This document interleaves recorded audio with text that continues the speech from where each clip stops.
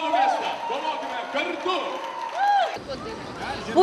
Puikiai ir dar kartelį puikiai. Nu, pažiūrėkit, jeigu vyrai laimingi su balionėliais vaikšto, tai yra viskas labai gerai.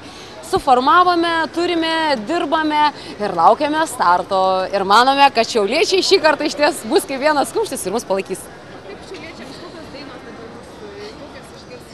Šiandieną išgirs chorų karų himną visų pirma, nes šiandieną 5 miestuose. Tuo pačiu laiku chorai dainuos TV3 chorų karų himną ir žinoma išvys mūsų pirmąją dainą, kurią mes nešime sekmadienį į eterį. Kokia tai daina? Daina, nu kokia gali būti? Tai iš Kitavos repertuaro, tai yra Kanapelė.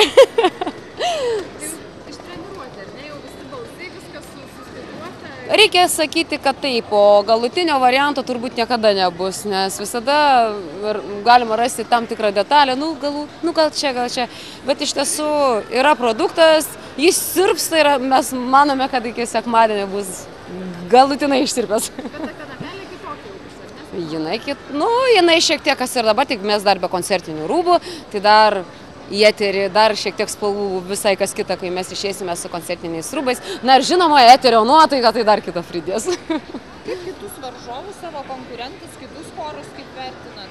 Vertiname kaip labai stiprius, nes blogas karys, kuris neįvertina savo priešininko. Iš ties yra, aš manau, stiprus generolai, stiprus chorai ir visi yra verti pagarbos ir verti, kad su jais reikėtų kautis.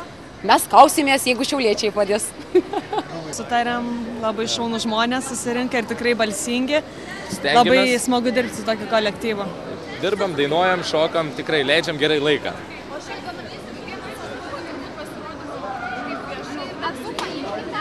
Su himnu, taip, pirmas pasirodymas čia mūsų bus.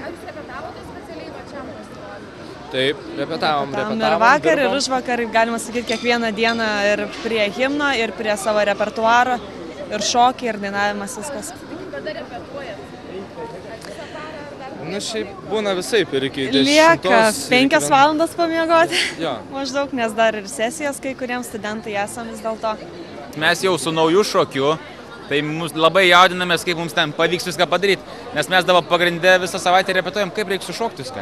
Nes dainuot mes esam pripratę, o šokti jau yra kas kita. Jaudulys per kojas vis tiek muša, kažkoks toks judesys, kad tik nenutiktų.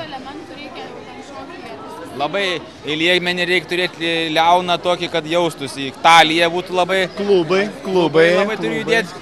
Ir svarbiausia, kaip sakė, nesvarbu vienodai padaryti, bet svarbu vienodai pajausti. Tai mes labai stengiamės iš visos širdies įsijausti tą dainą, į tą pasirodymą ir padėti rasą ir visai kitą vaiką ir svarbiausia nesutrukdyti.